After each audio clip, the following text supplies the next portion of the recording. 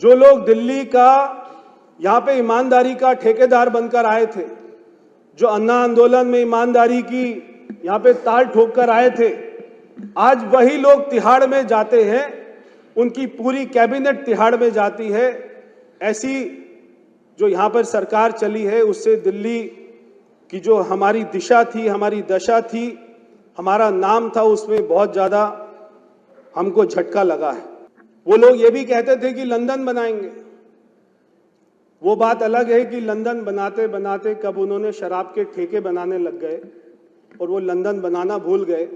School के बाहर शराब के ठेके, कॉलेज के बाहर शराब के ठेके, और यहां तक कि शीश महल में भी बाहर बना हुआ है। अध्यक्ष जी, ये शीश महल बनाना और ऐसा आलीशान ऑफिस बनाना और ऐसी महंगी महंगी गाड़ियों में घूमना और ये प्राइवेट चार्टर में घूमना, अगर व्यक्ति, मैं जब गया था हमारी माननीय मुख्यमंत्री जी के दफ्तर में, मैं बैठा वहां पर, तो मैं 5 मिनट के बाद में मेरा मन किया कि मैं उठकर चला जाऊं, क्योंकि मुझे लगा कि जो इस कमरे में इतने अच्छे दफ्तर में बैठेगा वो तो दिल्ली की सड़कों पर जा ही नहीं सकेगा।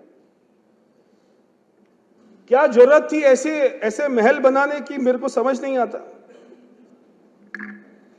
दिल्ली का विकास पिछले 10 साल में होर्डिंग पर चढ़ गया था।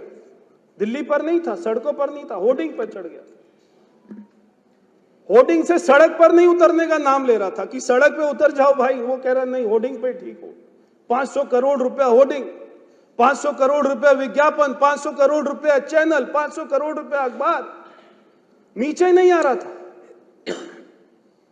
ये हमारी सरकार का संकल्प है कि उसको होर्डिंग से उतारकर सड़क पर लेके आएंगे। दिल्ली की सड़कों पर विकास दिखाई देगा। जब मैं केजरीवाल जी को देखता था और सोचता था, क्योंकि मैंने मेरे पिताजी को भी देखा, मैंने हमारे स्वर्गीय मदन लाल खुराना जी को भी देखा, मैंने स्वर्गीय हमारी दिल्ली की पूर्व मुख्यमंत्री श्रीमती सुषमा स्वराज जी को भी देखा। ये सारे नेताओं को देखने के बाद में जब मैं केजरीवाल जी को देखता था तो मुझे 2 पंक्ति याद आती थी। क्षण भर का है जीवन, क्यों इतना गुमान है। क्षण भर का है जीवन, क्यों इतना गुमान है। ना लाया था कुछ, ना ले जाएगा कुछ, किस बात का अभिमान है। क्या अभिमान था। ये लोग कहते थे कि पढ़ाकू सरकार देंगे। पढ़ाकू तो नहीं दी, लड़ाकू सरकार दे दी। पूरा दिन लड़ते रहते थे। मेरे को लगता है कि सुबह चाय की प्याली बाद में पीते होंगे, पहले सुबह उठ के ये सोचते होंगे आज किसके ऊपर में भ्रष्टाचार का आरोप लगाना है, कैसे भ्रष्टाचार करना है, किससे लड़ाई करनी है, कौन से विज्ञापन देने हैं, क्या झूठ बोलने हैं। ये जो आपदा की सरकार ने दिल्ली के विकास के हाईवे में इतने सारे यूटर्न लगा दिए थे और इतने सारे खड्डे उसमें बना दिए थे कि सारी विकास की गति को ब्रेक लगा दी। लेकिन हम सुपर 48, हम सारे सुपर 48 मोदी जी के नेतृत्व में और हमारी मुख्यमंत्री जी के नेतृत्व में विकास का ऐसा एक्सप्रेसवे बनाएंगे जहां पर कोई यूटर्न नहीं होगा, जहां पर कोई खड्डा नहीं होगा। केजरीवाल जी क्या करते थे, शराब घोटाला करते थे, क्लासरूम घोटाला करते थे, मोहल्ला क्लिनिक घोटाला करते थे, और तो और यमुना सफाई घोटाला करते थे, विज्ञापन घोटाला करते थे। मगर ये सारे घोटालों की जांच कराई जाएगी और मुझे लगता है कि केजरीवाल जी इस जन्म में तिहाड़ जेल से तो बाहर नहीं आ पाएंगे। एक तरफ